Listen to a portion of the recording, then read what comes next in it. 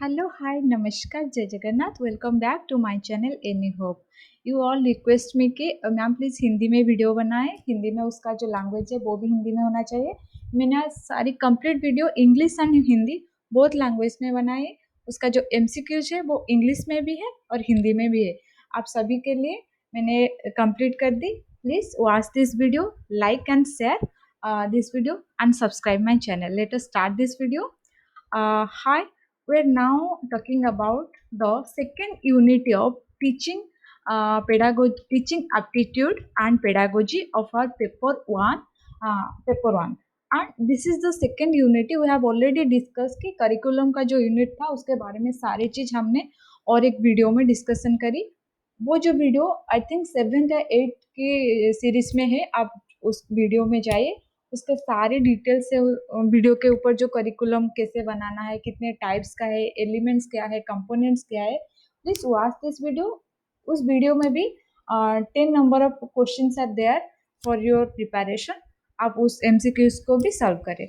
आज हम पढ़ाने वाले हैं कि planning teaching learning and teaching learning materials क्या है. इस वीडियो में हमारा एमसीक्यूज आखिर में होगा, क्योंकि पहले I think it will be first and foremost thing is that to clarify the concept. हमको अभी से कंसेप्ट को क्लैरिफाई करना है, उसके बाद हमको क्वेश्चन को आना है. ठीक है. तो first, planning teaching learning. Planning का मतलब क्या होता है हमारे निजी जिंदगी में? प्लानिंग का बहुत महत्वपूर्ण भूमिका है. कैसे कि हम कहें तो 5 ईयर प्लान के बारे में, जो 5 वार्षिक प्लानिंग होता है इंडिया से, और हमारे कोई एनुअल प्लानिंग होता है, जैसे कि हम कैसे हमारे मंथली प्लान करते हैं एक्सपेंडिचर की, और भी बहुत सारी प्लानिंग की. इसलिए हम जो वर्ड है प्लानिंग या योजना बहुत बार हमारी ज़िंदगी में यूज़ करते हैं, लेकिन उसका कोई डिफाइन कैसे नहीं कर सकते, क्योंकि वो जो वर्ड है कभी हम उसका एजुकेशनल का जो तरीका होता है, एजुकेशन में कैसे हम उसको यूज़ कर सकते हैं, आज हम उसी के बारे में हम जानेंगे. क्योंकि planning is the very fundamental element of our education system और टीचिंग लर्निंग प्रोसेस, जो कि हमारे शिक्षणीय प्रोसेस की एक बहुत महत्वपूर्ण अंश है. The meaning of planning. Organising and planning for instruction is the framework on which effective teaching is based. कोई प्रभावी शिक्षण को ऊपर जो आधारित है वो ही प्लानिंग है. एक निर्देशनामा है, एक कोऑर्डिनेटेड फ्रेमवर्क है, वो एक सेटिंग है. कैसे हम वो एनुअल प्लान बनाए या लेसन प्लान बनाए या यूनिट प्लान बनाए, कोई करिकुलम एक्टिविटीज़ करे, कोई स्पोर्ट्स बेस्ड एक्टिविटीज़ करे, वो सारी चीज़ प्लानिंग के अनुसार ही होता है. हमारी डेली लाइफ जैसे कि थोड़ा बहुत हम प्लानिंग को फॉलो करते हैं, लेकिन स्ट्रिक्टली नहीं. लेकिन जो एजुकेशनल का बेसिस होता है, जो एजुकेशन सिस्टम होता है, आप प्राइमरी सिस्टम के बारे में कहो, एलिमेंटरी कहो, या हायर सेकेंडरी एजुकेशन या प्रोफेशनल एजुकेशन बारे में कहो, सारे जो एजुकेशन सिस्टम ही होता है हमारी जो educational institution, that is completely based on planning. एक योजना के ऊपर ही वो निर्भर करता है, आधारित है. इसलिए जो प्लानिंग का रोल है हमारी टीचिंग लर्निंग एक्टिविटीज में, it is very important and crucial. Classroom management issues are managed, minimized, and the focus can be on instruction and increasing student achievement. जो हमारे क्लासरूम मैनेजमेंट का हो, स्टूडेंट को कैसे डिसिप्लिन में पढ़ाए, कैसे एग्जामिनेशन हम एक डिसिप्लिन वे में, सिस्टमेटिक एंड ऑर्गेनाइज ट्रांसपेरेंट वे में करें, और कैसे स्टूडेंट का जो अचीवमेंट का जो स्केल होता है उसको हम कैसे बढ़ाएं, वो सारी चीज़ हमारे प्लानिंग के ऊपर ही आधारित है. एग्जामिनेशन के बाद कहो, पढ़ाई के बाद कहो, सिलेबस कंप्लीट करने के बाद कहो, या कोई आप कहो तो हम कैसे सिलेबस को एंटरटेन करें, कैसे सिलेबस हमारे सिलेबस को फ्रेमिंग करें, उसी के बारे में. जो करिकुलम के आप बताओ तो करिकुलम भी it also depend on planning. Curriculum भी हमारे एक प्लानिंग के ऊपर ही निर्भर करते हैं. एक गुड प्लानिंग होता है, बैड प्लानिंग होता है. बैड प्लानिंग हम किसको कहते हैं कि जो प्लानिंग हमारे फेलियर हो जाए. किसी हम एक ऑब्जेक्टिव सेट करते हैं या कोई गोल सेट करते हैं, उस गोल तक हम नहीं पहुंच पाते, या उसको रीच करना, मीट करना, वो गोल को मीट करने के लिए जो मीन्स हम बनाते हैं हमारे प्लानिंग के दौरान, वो सही नहीं होता है, तो हम उसको एक बैड प्लानिंग या इफेक्टिव नॉन इफेक्टिवलेस प्लानिंग भी कह सकते हैं. लेकिन जो गुड प्लानिंग या इफेक्टिव प्लानिंग क्या होता है, प्रभावित प्लानिंग योजना क्या होता है, अच्छी योजना क्या होता है, is the first step towards an effective classroom. जो हमारे बेस होता है, जो जिसपे हम लैबोरेटरी भी कह सकते हैं क्लासरूम को, जो हमारी लैब होता है, अगर हम प्लानिंग के बगैर उस क्लासरूम को चलाएं तो कैसे कैसे होगा, सारी चीज कैसे इफेक्टिव होगा? स्टूडेंट नहीं डिसिप्लिन हो गए, जो पढ़ा रहे हैं जो टीचर्स उनके बात नहीं सुनेंगे, एग्जामिनेशन अच्छा नहीं होगा, अचीवमेंट हम कर नहीं पाएंगे, ऑब्जेक्टिव गोल हम मीट नहीं कर पाएंगे।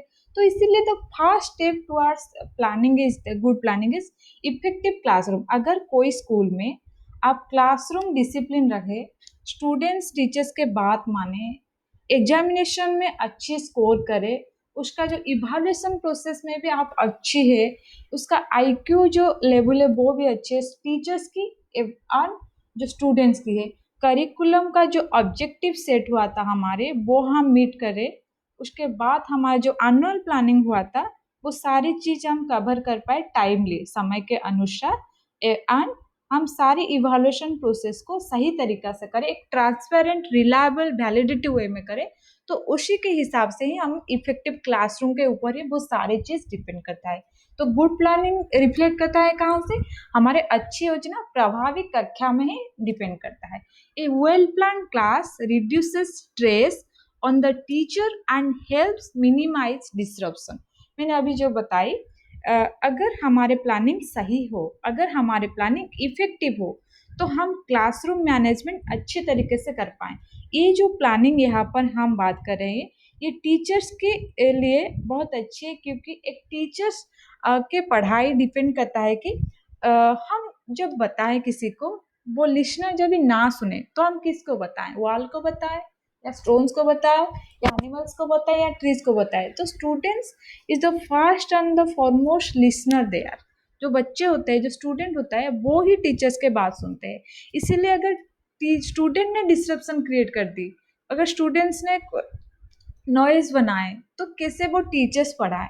इसीलिए जो इफेक्टिव क्लासरूम होता है वो टीचर्स की जो स्ट्रेस होता है वो रिड्यूस करता है। अगर सारे बच्चे डिसिप्लिन में बैठे, उनके बातें सुने, अच्छी पढ़ाई करे और अचीवमेंट और स्कोर भी अच्छे करे, सारी इवैल्यूएशन के प्रोसेस में, सिर्फ एग्जामिनेशन नहीं हो, कोई साइकोलॉजिकल टेस्ट हो, कोई स्पोर्ट्स हो, कोई एक्स्ट्रा करिकुलर एक्टिविटीज हो, तो एक टीचर्स का जो स्ट्रेस होता है वो ही रिड्यूस होता है। उसका जो गोल होता है एक टीचर की, वो हम अच्छे एक सही तरीके से मीट कर पाते हैं। इसीलिए अच्छी योजना एक प्रभावी कक्षा के लिए होता है, जो कि पहला कदम है। हम कैसे एक इफेक्टिव क्लासरूम बनाए, वो ही एक गुड प्लानिंग का हिस्सा होता है।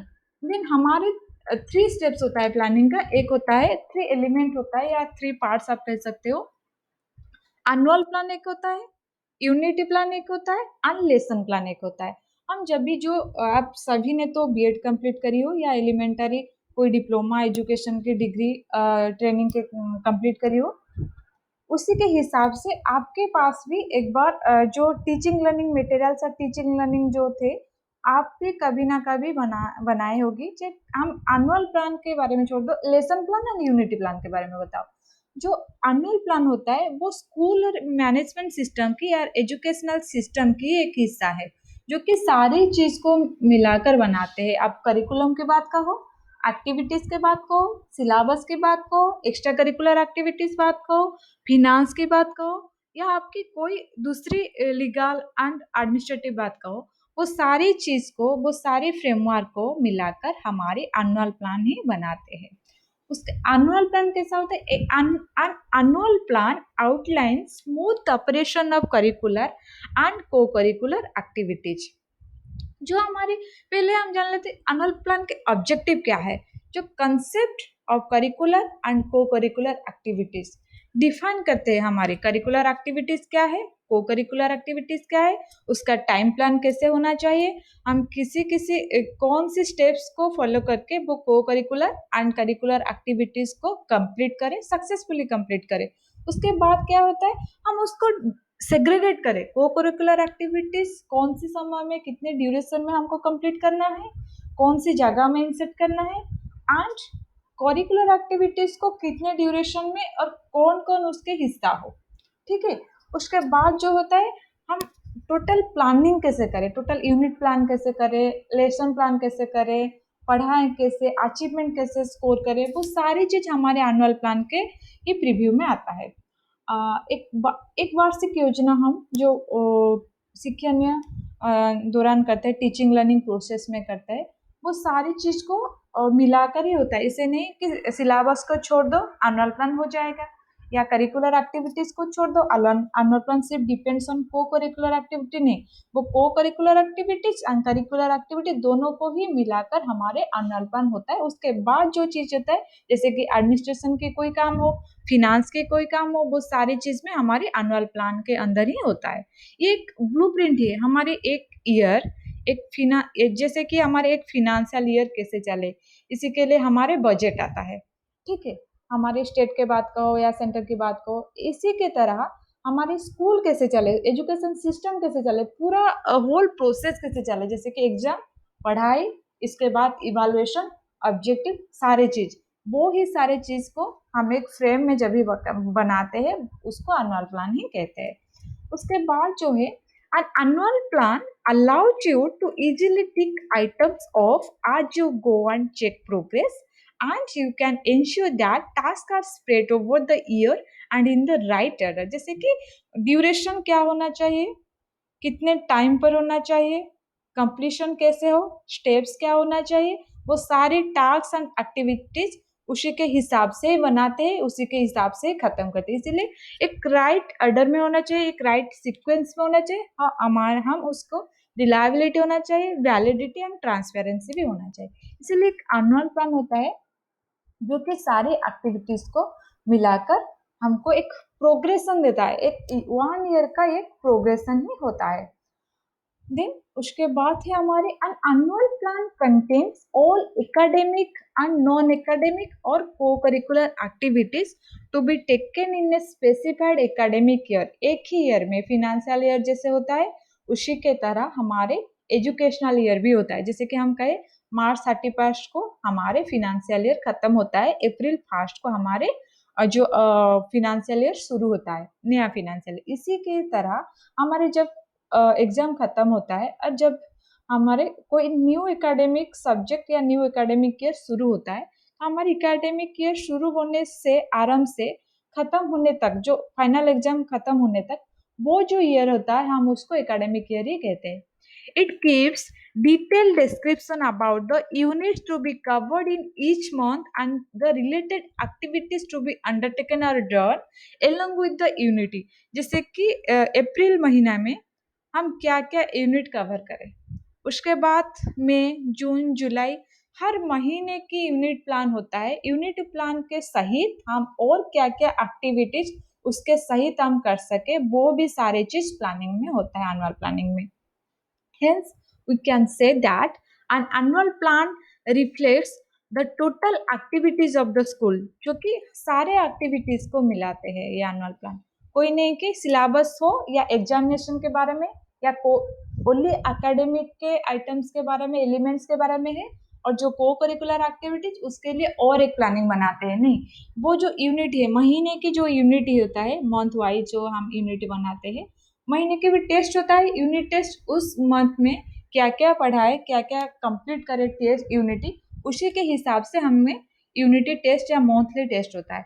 इसी के तरह मंथली टेस्ट के सहित, यूनिटी के कंप्लीटेशन के सहित, हम उसके जो को curricular activities, administrative activities and other activities को भी हम ऐड करते हैं। From the annual plan the unity plan can be constructed. हम एनुअल प्लान के को फॉलो करके यूनिट प्लान ही बनाते हैं। क्या क्या एनुअल प्लान में है, उस अप्रैल महीने में या उस पर्टिकुलर महीने में क्या क्या चीज़ है हमारे, चाहे तो कोई छुट्टी हो, कोई लीव हो, कोई हॉलीडेज हो, या कोई लोकल प्रोग्राम हो आपकी, या कोई आउट टूर हो, एक्सकर्शन हो, उसके सहित आप कैसे आपकी यूनिटी प्लान बनाओ, कैसे आपकी एक्टिविटीज को उसके साथ ही मर्ज करो। अडप्टिव एंड इंटीग्रेटिव अप्रोच जो होता है, आपकी पढ़ाई के सहित जो को curricular and non academic activities को आप मिलाकर एक अकम्प्लिश एक्टिविटीज बनाते हो, एक कंप्लीट फ्रेमवर्क बनाते हो। तो यूनिटी प्लान, उसके बाद हमारे एनुअल प्लान के बाद हमारे आते हैं यूनिटी प्लान। यूनिटी प्लान क्या होता है? Unity planning can be one of the most exciting and rewarding experience for a teacher since it demands his or her ability to relate societal and professional values to knowledge of the learner, knowledge of the subject matter and knowledge of the teaching method. यहाँ पर तीन चीजें important है, जो कि knowledge of the learner, जो जो हमको पढ़ा रही है, जो हमको सिखा रही है, टीचर्स की knowledge, and knowledge of the subject matter, जो सब्जेक्ट हम पढ़ रहे हैं, जैसे कि हमारे हिंदी टीचर एक होता है, हिंदी टीचर, संस्कृत टीचर एक होता है, हमारे जो लैंग्वेज के टीचर होता है, जैसे कि इंग्लिश का टीचर एक होता है, मैथमेटिक्स का टीचर होता है, साइंस का टीचर होता है, कोई सोशल साइंस का सब्जेक्ट, एक ही टीचर दो तीन सब्जेक्ट भी एक साथ ले सकती है। और हमारा जो और भी बहुत सारी स्पेसिफाइड जो टॉपिक होता है, स्पेसिफाइड जो सब्जेक्ट होता है, उसी के लिए टीचर्स अलग अलग होते हैं। इसीलिए knowledge of the learner and subject matter, जो पढ़ रही है उसका भी नॉलेज मैटर करता है। सब्जेक्ट मैटर क्या आता है? Knowledge of teaching methods. हम उसके बाद जो टीचर होता है, स्टूडेंट एक ही क्लासरूम में, all the students are not equally studied, are not equally mentally strong, are not equally intellect, जो कि सारे स्टूडेंट क्लासरूम में अच्छे नहीं पढ़ते हैं, सारे स्टूडेंट एक्सीलेंट नहीं करते, कोई कोई भी एवरेज होता है, कोई कोई भी पुअर होता है। इसीलिए लर्नर की नॉलेज, उसका स्ट्रेंथ एंड वीकनेसेस जो होता है, वो सारे चीज़ की नॉलेज होना चाहिए हमारे टीचर्स को। उसके बाद क्या होता है? The subject matter, subject matter भी हमको मैटर करता है। यहाँ पर कौन सी सब्जेक्ट पढ़ाएं, किसको पढ़ाएं, वो क्या जानते हैं, उसको कैसे हम हेल्प करें कि उसको ज़्यादा स्ट्रेंथन करें अंडरस्टैंडिंग के लिए, कंसेप्चुअल क्लैरिटी के लिए। उसके बाद क्या होता है? Knowledge of teaching methods. हम लैंग्वेज के सब्जेक्ट में नॉलेज ऑफ टीचिंग मेथड में क्या होता है? मेथड्स या कोई मैटेरियल्स आप कहो, स्ट्रैटेजी कहो, मेथडोलॉजी कहो, जो कोई लैंग्वेज की पढ़ाने के लिए जो मटेरियल्स हमको यूज़ करना है, वो साइंस के पढ़ाने के लिए नहीं हो सकते हैं। ऑब्जर्वेशन मेथड कहो या लेबोरेटरी मेथड कहो, हम साइंस के सब्जेक्ट को पढ़ाने समय कोई लेबोरेटरी मेथड यूज़ कर सकते हैं, कोई ऐसे प्रैक्टिकल कर सकते हैं, या जब भी कोई हम सब्जेक्ट मेथड पढ़ रहे हैं, जैसे कि लिटरेचर का हो, उसके लिए लेबोरेटरी का कोई ज़रूरत ही नहीं है। इसीलिए जो टीचिंग मेथड हो, उसको उसका जो जानकारी चाहिए, सारी जानकारी टीचर्स को होना चाहिए। ओके। उसके बाद है a unit plan is a series of lesson plan, जो कि एक कंटिन्यूअस सीरीज होता है, एक क्यूमुलेटिव सीरीज होता है, design around a specific topic और लेसन। कोई स्पेसिफिक टॉपिक हो, जैसे कि कहो हमारे फ्रीडम स्ट्रगल के बात का हो, या हिस्ट्री ऑफ इंडिया, या हिस्ट्री ड्यूरिंग 1857 के समय हिस्ट्री कैसे थे, या कोई हमारी फिजिकल जियोग्राफी, उसी के हिसाब से एक स्पेसिफिक टॉपिक चूज करो, उसका लेसन प्लान बनाओ, और उसका यूनिट प्लानिंग होता है। इसी के हिसाब से कौन सी टॉपिक हम पढ़ाने जाते हैं, कौन सी महीना में उसको कवर करें, इसी के हिसाब से the selection of A unity starting point for this process, कौन सी यूनिट हम चूज करें। Okay. then could be examination of the chapter headings in the student test। जैसे कि हम कोई यूनिटी प्लानिंग को प्रोसेस करें, तो उसके हिसाब से teacher, student, education system, the management, सारे चीज हमारे ध्यान में होना चाहिए।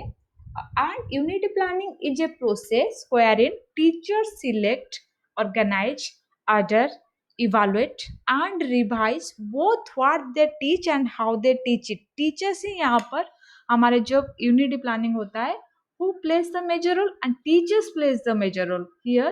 student are the secondary part, हम स्टूडेंट के लिए बना रहे हैं वो ठीक है, लेकिन teacher have the major role to play to select the subject, to select the unity।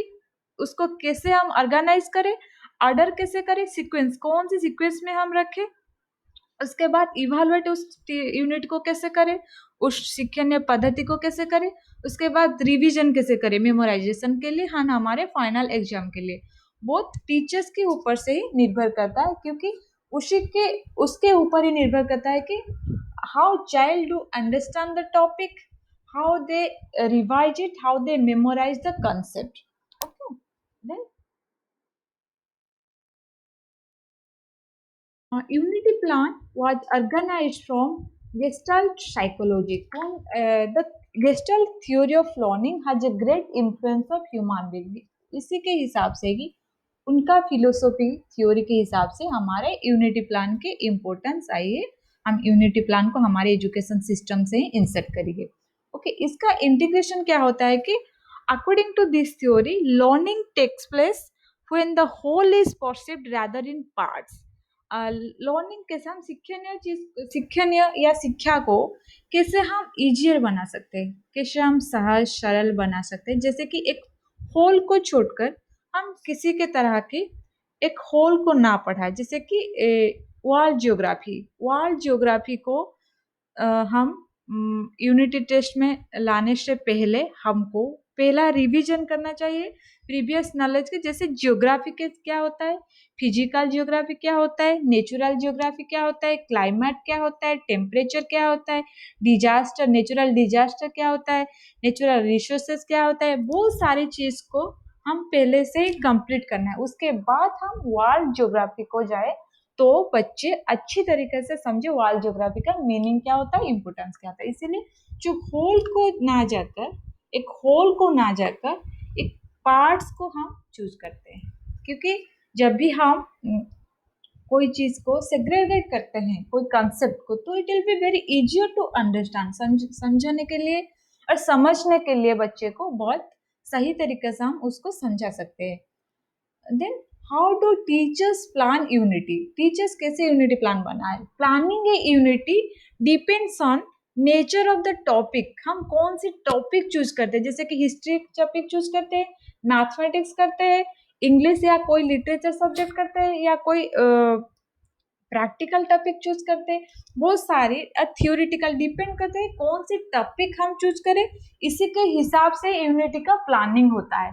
The importance assign to it by teacher, decisions about how lesson will be organized, students interest and time availability, ये जो दो तीन चीज होता है उसी के हिसाब से ही टीचर्स को यूनिटी प्लानिंग के प्लानिंग करना पड़ता है। क्या है वो चीज, teachers decision about lesson will be organised, कैसे ऑर्गेनाइज करें, स्टूडेंट्स इंटरेस्ट, स्टूडेंट का इंटरेस्ट क्या है उस चीज में उस टॉपिक में, देन टाइम अवेलेबिलिटी, कितने टाइम हमारे पास है। अभी जैसे कि 100 डेज ऑफ टीचिंग हमारे कोविड के समय हमारे गवर्नमेंट ऑफ ओडिशा ने करी, 100 day of teaching, no holidays and a very minimal of holidays like extreme cases or in exceptional cases। So 100 days में जो 365 डेज होता है या 260 डेज को हम एकेडमिक ईयर में डालता है, उसका हॉलीडेज को छोड़कर उसका जो समर वैकेशन होता है, लोकल हॉलीडेज होता है, उस सबको हम एक्सक्लूडेड कर जो होता है 200 या 260 डेज, हम उसको मिलाकर यूनिटी प्लान हमारे एनुअल प्लान बनाते। लेकिन कोविड के दौरान हमारे पास है 100 days to complete our course and sit for the evaluation और एग्जामिनेशन। हम कैसे करें 100 डेज में उसको, इसीलिए हमारी time availability is also very important in planning the unity. With every unity, try to provide student with a lesson schedule and a homework assigned sheet, design some form of unity project and include a unity test। हम क्या क्या उसमें कर सकते हैं, schedule करते हैं, एक होमवर्क भी देते हैं स्टूडेंट को, स्टूडेंट होमवर्क शीट प्रोवाइड करते हैं, design some form of unity project, हम कैसे किसी यूनिटी का एक डिजाइन बनाए, एक की फ्रेमवर्क बनाए, उसका एक पायलट स्टडी बनाए, एक ब्लूप्रिंट बनाए उसका, एंड इंक्लूड एक यूनिट टेस्ट। वो सारी चीज ही यूनिटी प्लानिंग में होता है। उसके बाद steps for the preparation of the unity, हम क्या क्या प्रणाली या क्या क्या स्टेप्स फॉलो करें यूनिटी प्लान को प्रिपेयर करने के लिए या प्रस्तुत करने के लिए। सिलेक्ट ए यूनिटी और चैप्टर, कोई एक चैप्टर आप सिलेक्ट करो, कोई सब्जेक्ट लो, आप साइंस लेते हो या सोशल स्टडीज लेते हो, एक चैप्टर सिलेक्ट करो, उसमें चैप्टर 1 सिलेक्ट करो, divide the unity chapter into सब यूनिट्स। जैसे कि हम चैप्टर हिस्ट्री में चूज करते हैं हमारे फ्रीडम स्ट्रगल को हम डिवाइड करते हैं 2 पार्ट में। Okay, pre Gandhian, post Gandhian, या बहुत सारी चीज होता है, हम इसको डिवाइड करते हैं। और हम एक चैप्टर लेते हैं इंडियन ज्योग्राफी में physical geography and natural geography और रिसोर्स ज्योग्राफी। हम उसको कैसे डिवाइड करें वो हमारे ऊपर ही डिपेंड करता है कि उसको सही तरीके से एक सिस्टमेटिकली एंड सहज सरित बनाने के लिए हम उसको जो यूनिट जो चैप्टर हमने चूज करे उसको हम सब यूनिट्स में डिवाइड करें। उसके बाद क्या होता है, फॉर ईच सब यूनिट फॉर्मुलेट लर्निंग ऑब्जेक्टिव। हमने तो सब यूनिट बना दी, हमने तो उस चैप्टर को उस यूनिट को सेग्रेगेट कर दी into different parts and different unity, but उसको कैसे हम फॉर्मुलेट करें, उसका ऑब्जेक्टिव कैसे सिलेक्ट करें, उसी वो है हमारे third step. Then fourth step is that develop instructional procedure for each sub unity. हम सब यूनिटी को कैसे कवर करें उसी के हिसाब से ही हमको इंस्ट्रक्शनल प्रोसीजर फॉलो करना है।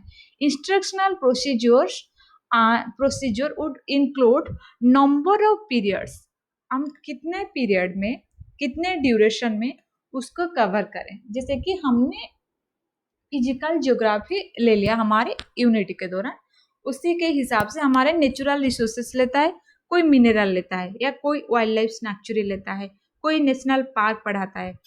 पहले हिसाब से हमने नेचुरल रिसोर्सेस ले लिया, उसके उसी के भीतर ही वो है चीज, और दो पार्ट में हमने उसको सेग्रीगेट कर दिया। One is the non renewable natural resources and another one is the renewable natural resources.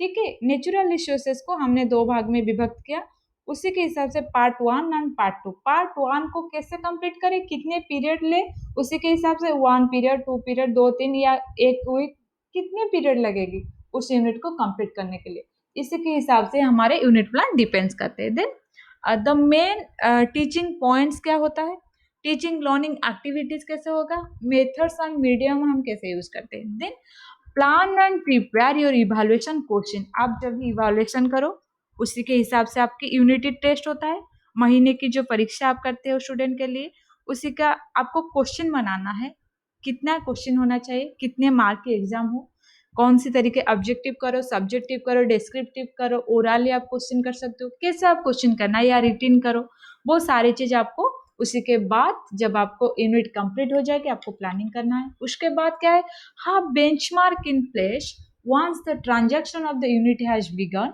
or use benchmarks to keep you on track for time and to ensure that learning objectives are being met।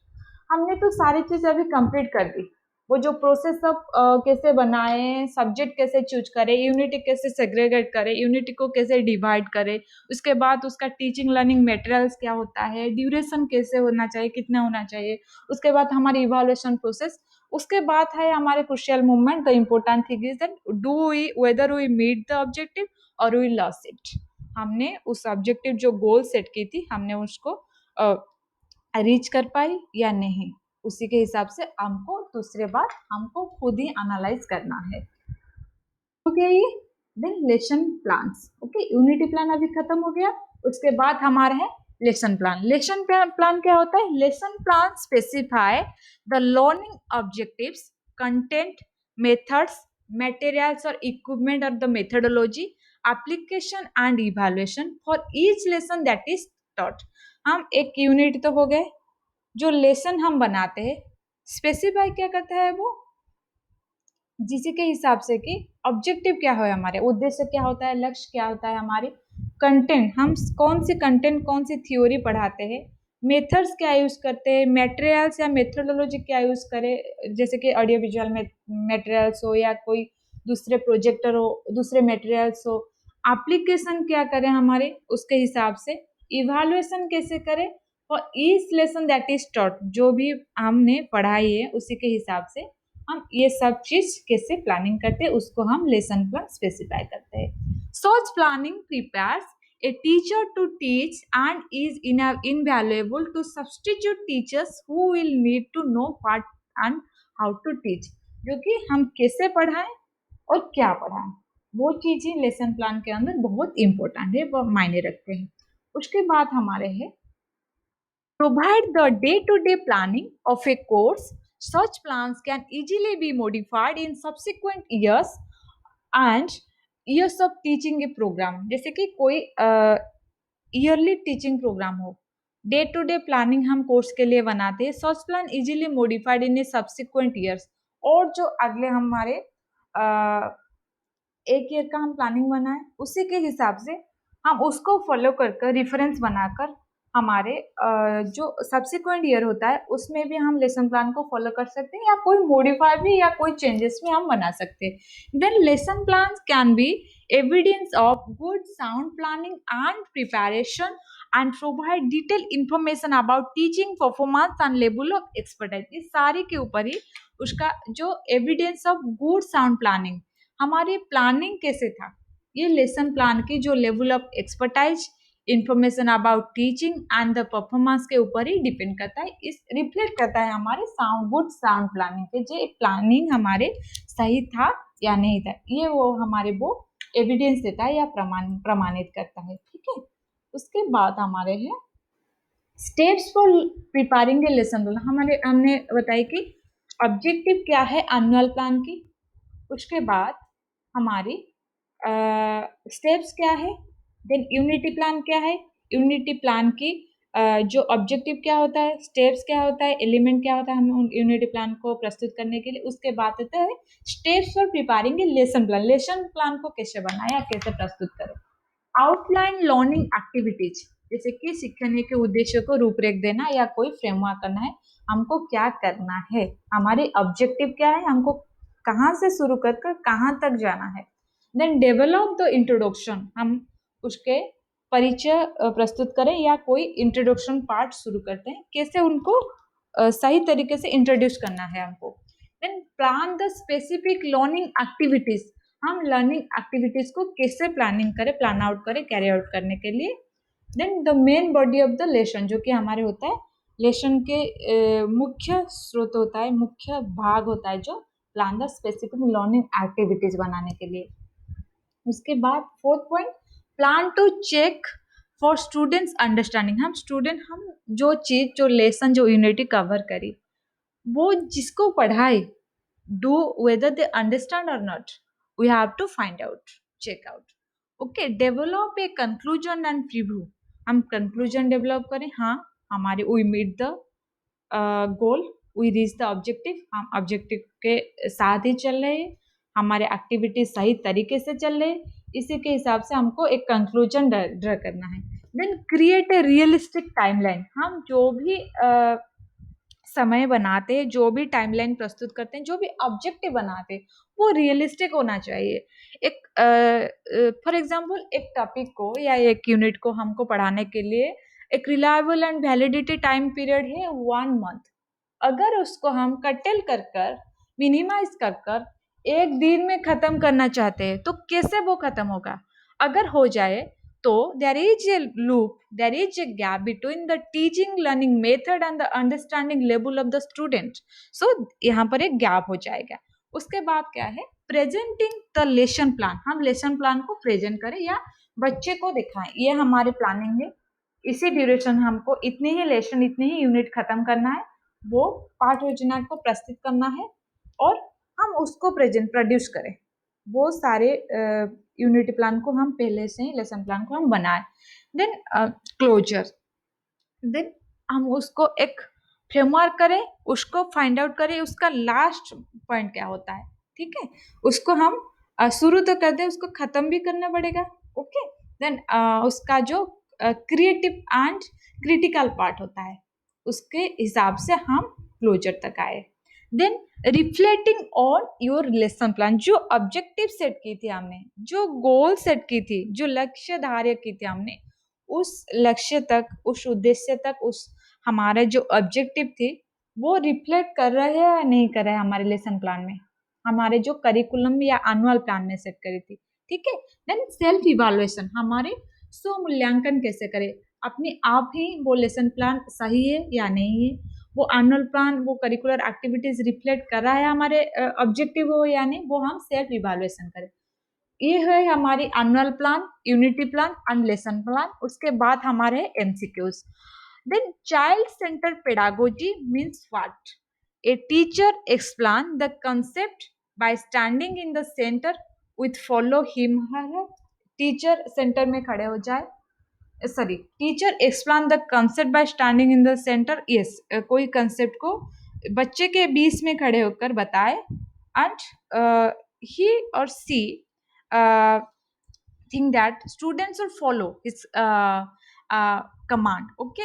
और teaching as per the desire of a child, एक child के इच्छा के अनुसार पढ़ाए। To teach children in small child care centres to ensure individual attention, एक small child care institution बनाए, उसी के सेंटर करे, उसी के एक इंडिविजुअल अटेंशन प्रोवाइड करने के लिए वो स्टूडेंट को या वो टीचर को टीचिंग करना है, टीचर टीच करते हैं, ओके।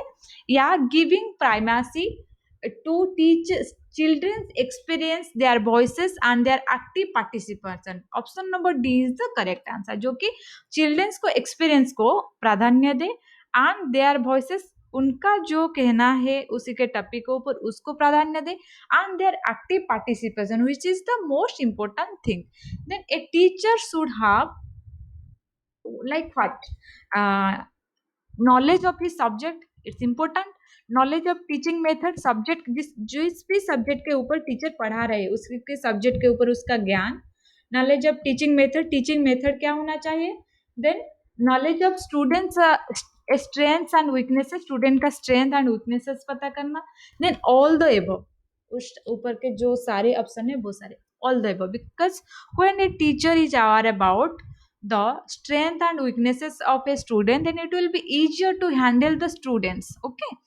easier मतलब is academic strength, academic weaknesses, it's not the personal or familial, okay।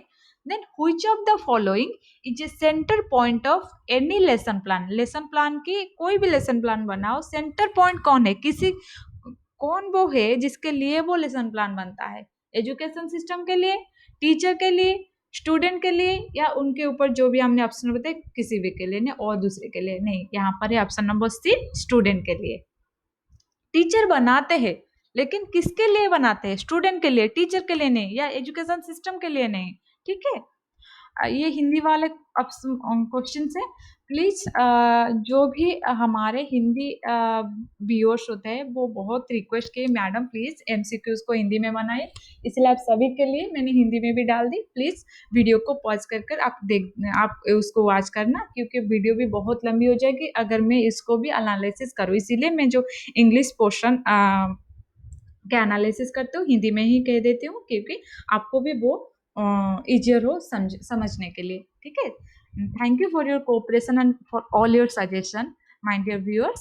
And question number 4, unity plan was originated from, मैंने अभी ही पढ़ाई, गेस्टल्ट साइकोलॉजी या लर्निंग थ्योरी, जो कि हमारे यूनिट प्लान उसी के हिसाब से फिलोसॉफी को फॉलो कर ही बनाया है।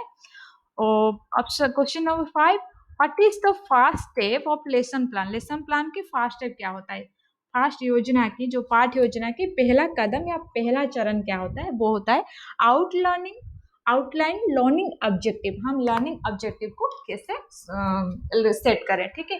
आज थी हमारे annual plan, lesson plan and unity plan, आज खत्म हुई सारी चीज। और उसका जो और एमसीक्यूज में और एक सेपरेट वीडियो बनाकर लाऊंगी, वरना ये सारी चीज मिक्स हो जाएगी। आप पहले इस वीडियो को कंप्लीट करो, ये जो कंसेप्ट क्लैरिफाई करो। अगर कोई भी प्रॉब्लम हो ये कंसेप्ट क्लैरिटी के लिए, अंडरस्टैंडिंग के लिए, please to write in my comment box, I will definitely clarify all the doubts. Thank you guys, please to subscribe my channel, share and like the videos. Thank you for your support and for your patience. Thank you so much, have a nice day.